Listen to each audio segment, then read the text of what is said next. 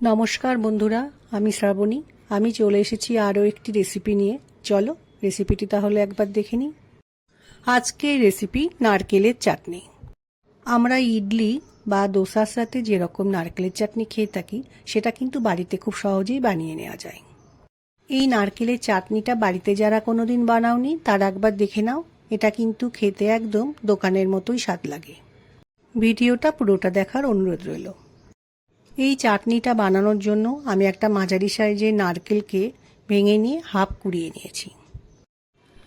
প্রথমে একটা মিক্সির মধ্যে পেস্ট করে নেওয়ার জন্য নারকেল কোড়াটা দিয়ে নিলাম। এখন নারকেল কোড়ার মধ্যে দিয়ে নিলাম রোস্টেড চিনেবাদাম।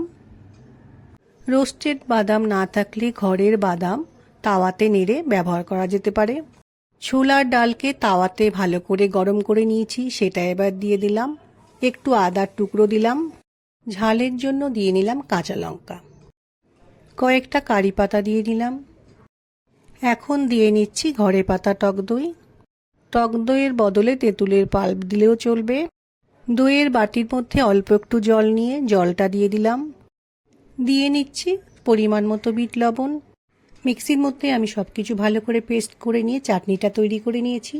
নারকেলের চাটনি এরকম ঘন রাখতে হবে, খুব বেশি পাতলা হয়ে গেলে খেতে ভালো লাগবে না। চাটনিটাকে একটা পাত্রের মধ্যে ঢেলে নিয়েছি। এখন আমি চাটনির মধ্যে একটা তড়কা ব্যবহার করব। প্রথমে আমি ননস্টিক প্যানে একটু সাদা তেল দিয়ে নিলাম। তেল গরম হয়ে গেলে তেলের মধ্যে কালো সর্ষে ফোড়ন দিতে হবে।